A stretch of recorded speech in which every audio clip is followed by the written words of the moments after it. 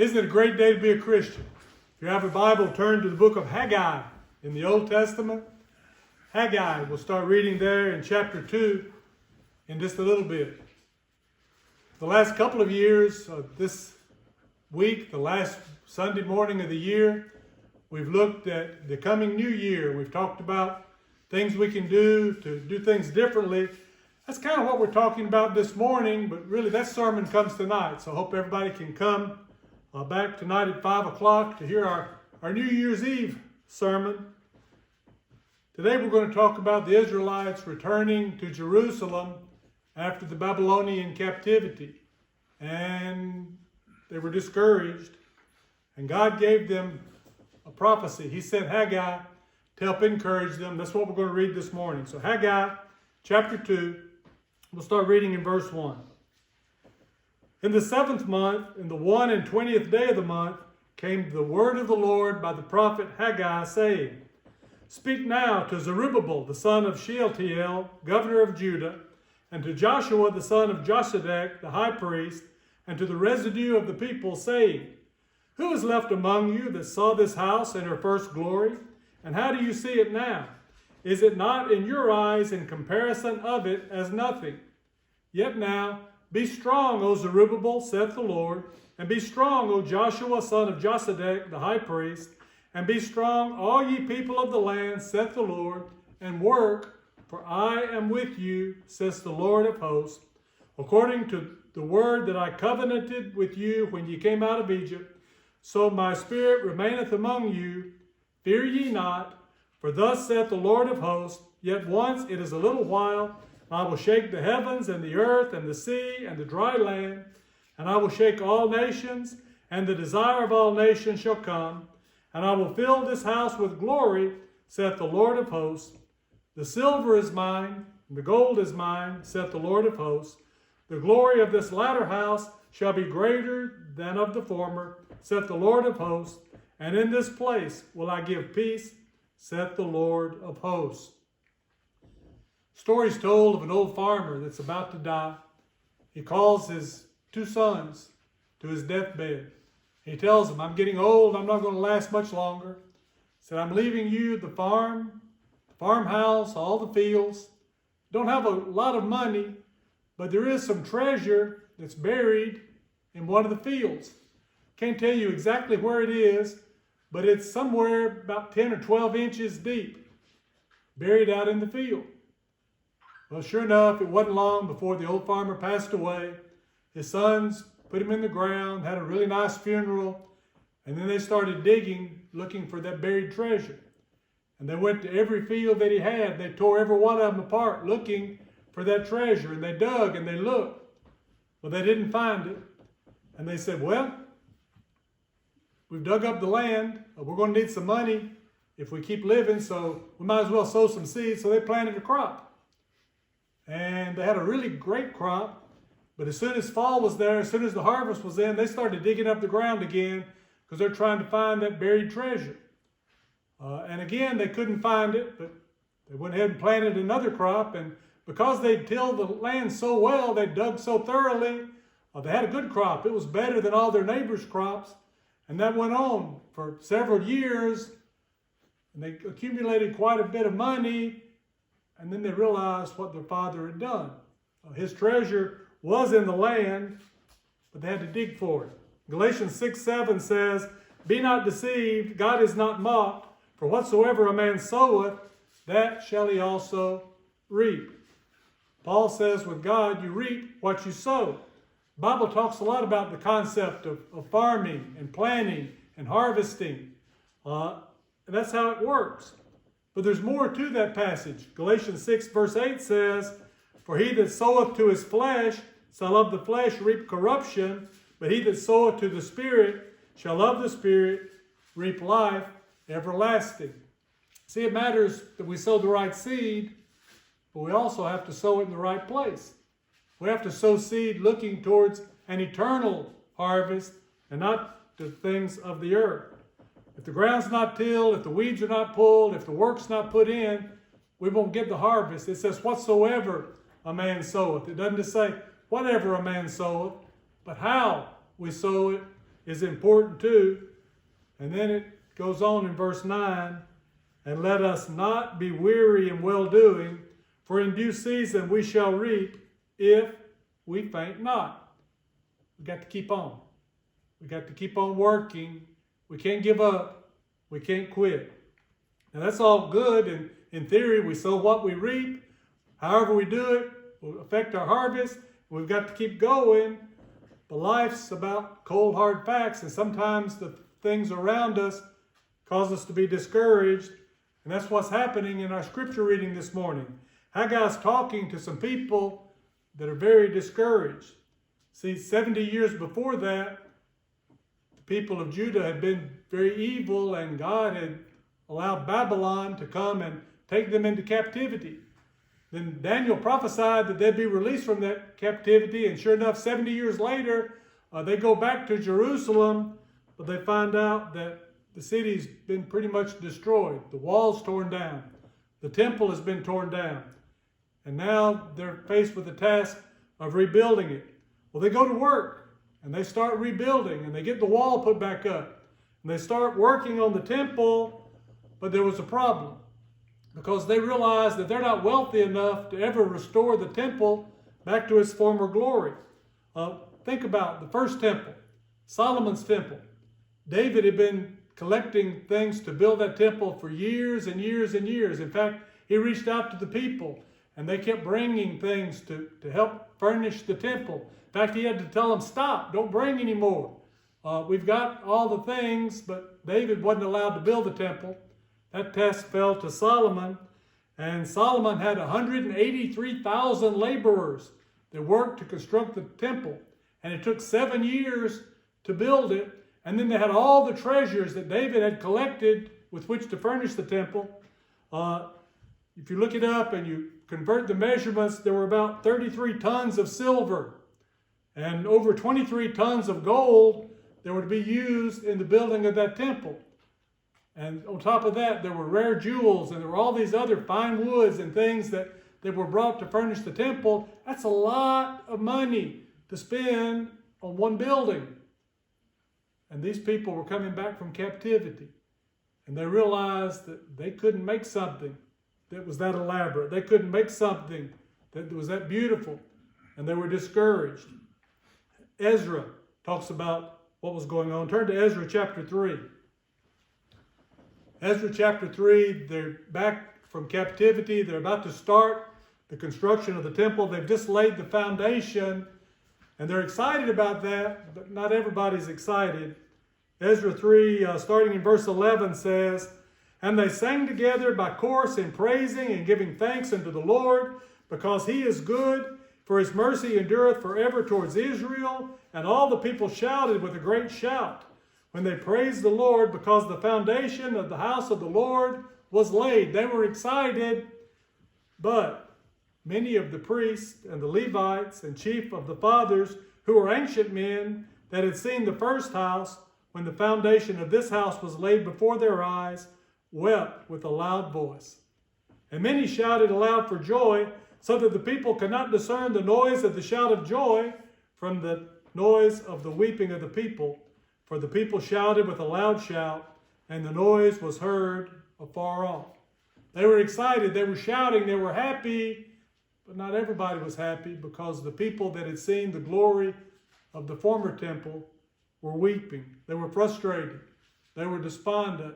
They realized that they couldn't build anything that was that beautiful, that was that good. How did God react to that? Go back to Haggai. Let's look at the verse we read before. God sent Haggai to talk to Zerubbabel. Now, Zerubbabel was one of the descendants of David. He's part of the royal family.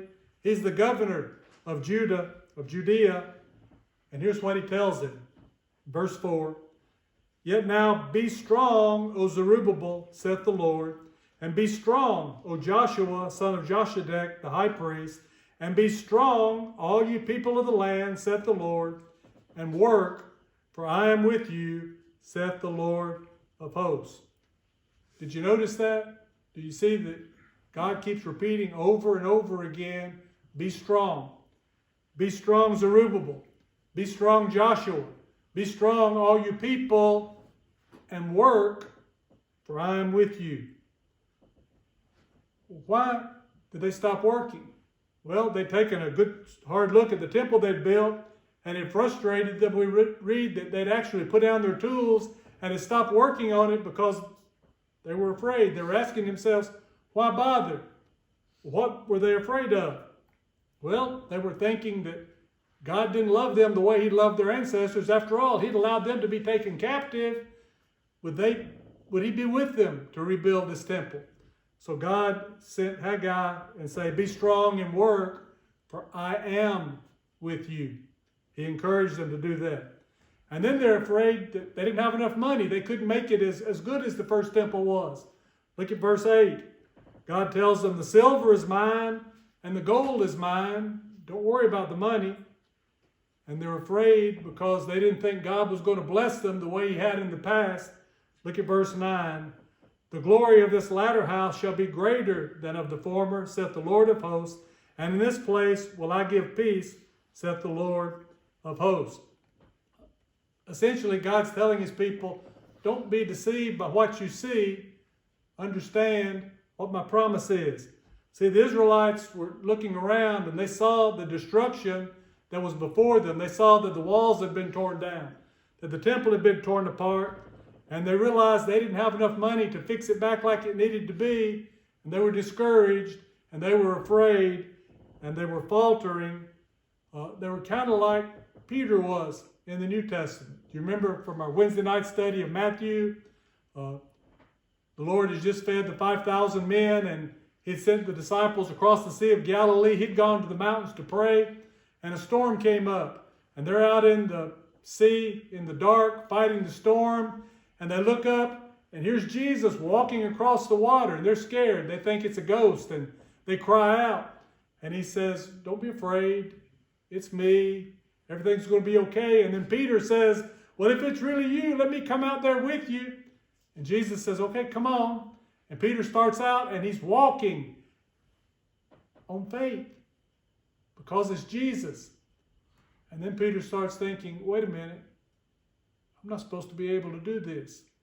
And he looks around, and reality strikes in, and he sees what's around him. Look at Matthew chapter 14, verse 30. It says, but when he saw the wind boisterous, he was afraid and began to sink. He cried, saying, Lord, save me. Peter allowed what he saw to overcome what he believed. The evidence around him weakened his faith, and he started sinking as a result. Famous psychologist Dr. Carl Menninger once observed, attitudes are more important than facts. That's especially true when our attitude is one of faith in God, faith in His promises, faith in Jesus Christ. Think about the things that faith allowed people to do. Moses led the children of Israel out of Egyptian captivity with a stick in Exodus chapter 14. In 1 Samuel chapter 17, David killed a giant with a sling and a rock. In the book of Joshua, the city, in Joshua chapter 6, the people walked around the city of Jericho and blew trumpets, and the building fell down when they shouted, when they blew their horns. That's not supposed to happen.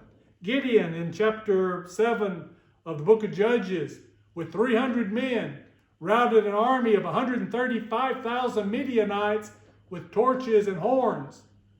Things like that are not supposed to happen. That's just not natural. That's just not normal. They defied reality. They defied the facts. But they happened as a result of faith. They did them anyway because their attitude was more important than the facts. And that's what Paul's telling the Philippians in chapter 4, verse 13. I can do all things through Christ who strengtheneth me. Essentially, what God's telling the people of Jerusalem during Haggai's day is, don't give up. Don't let the reality that you're looking at damage your faith. Don't let what you see around you take your eyes off the promises of God. Paul is telling the Corinthians the same thing. Look at 2 Corinthians chapter 4. 2 Corinthians chapter 4, verse 18, Paul writes, "While we look not at the things which are seen, but at the things which are not seen, for the things which are seen are temporal, but the things which are not seen are eternal." Paul says, don't worry about what's going on around you. Keep your focus on God. Next chapter, chapter 5, verse 7, he says, "For we walk by faith and not by sight." You can't rely on what's going on around you. You have to look to God. It's like the farmer. If we're going to reap the crop of God's blessing, we've got to plant the seed in faith, and we've got to keep working. Now, I said all that to say this. This church is not what it used to be. Think about it. Those of you that have been here a long time, remember when there were a whole lot more folks sitting in the pews than there are now. When there were more young people. We remember there used to be 3 classes going on. There was a little kids class and a big kids class and a teenage class. And there were a lot more people. In fact, we've had people even leave this year. Things aren't what they're supposed to be. And it'd be easy for us to get discouraged and for us to get upset. We're looking at what we can see. We're not looking where we need to be looking. Our present situation is frustrated. And maybe we're feeling the same way the Israelites did. When we won't ever get this back like it used to be. That's not what God asked us to do. God asks us to keep planting the seed. We need to remember Haggai 2 verse 5, "My spirit remaineth among you, fear ye not." Because this is not some human club. This is not the Lions Club or the Optimist Club. We're here because we're children of God. We're part of the Lord's church. We're part of a body of believers that belong to Jesus Christ. So the things that we see are not what should be important. It's the things we can't see that we're supposed to live for. We need to be remembering what Paul told the Corinthians, not to look at the things that can be seen, but the things that are unseen. For we walk by faith and not by sight. So we must be strong and we must work. We must be like the farmer, and we got to sow the seed. We got to till the soil. There are 2 things we need to think about. First one is not really the purpose of this sermon, but we got to be able to purchase the seed. We got to plant the crop. We've got to pay attention to our financial responsibilities. I'm not preaching on giving. Most of you do a great job. I purposely don't look at the contribution. I don't count the money because I don't care who gives what. That's not between you and me. That's between you and God. The Old Testament people were commanded to give a tenth. And there's churches today that say we got to tithe. We got to make sure we give our tenth. And the Bible doesn't teach that. It says we're supposed to give as we've prospered. But if we go to the tenth, how would we live if all we had was 10 times what we put in the collection plate? We need to focus on that. We need to make sure that we plant the seed, that we're giving financially to help the purpose of God's church. But that's not what I'm talking about this morning. This morning I want to talk about tilling the soil, tilling the ground. Are we working the soil around us? Because believe it or not, there are people around us that need to hear about Jesus.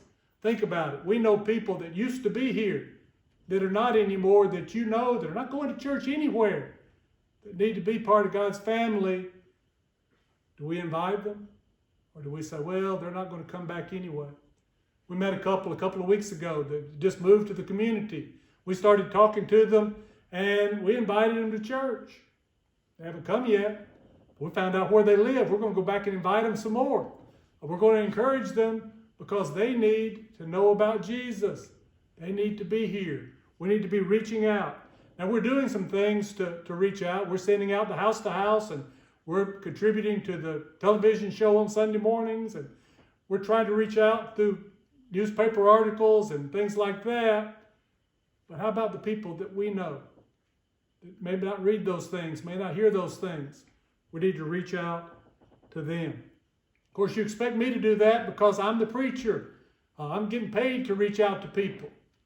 But we're all the church, and God expects all of us to be reaching out to people. That's why we're here. So firstly, we need to give. Secondly, we need to work. Third, and finally, we need to be praying. We're inviting people to take part in worship of the Almighty God. We need to pray to Him for guidance. Pray for strength to reach out to people. Pray for a field that we can reach out to harvest people. Pray for wisdom to know what to say. Pray for opportunities. Pray for courage. But we need to pray. I read about somebody that was being approached to go out and teach, go out and reach, go out and visit. And he said, well, I'm a Christian, but I don't wear my religion on my sleeve. I'm not going to get really obnoxious about it. I'm not some religious fanatic. And the man asked him, says, you are a Christian, aren't you? Do you ever think about what it cost Jesus for you to be a Christian, for you to be part of his family? Did you ever think about all the disciples that sacrificed their lives in order to write the gospel messages, of all the martyrs throughout the years who've suffered and sacrificed in order to keep it and to provide it for us so that we can read the gospel, so that we can become Christians? How would you felt if they said, well, I'm a Christian, but it's not my job to tell anybody else about it? That's the only way we can find out. And it's our responsibility to work. But before we can reach out to anybody else, you need to be a Christian. It's the only life worth living, the only death one would dare to die. And once we are, it's our responsibility to share that message with others, to reach out. I used to teach math, and I've come up with this great calculation. If each one of us would just bring one person during the next year, this church would double in size. Is there somebody that you could invite? Is there somebody you can ask? Maybe you need some strength. Maybe you need some encouragement on your own. If you do, let us know right now. We stand together as we sing.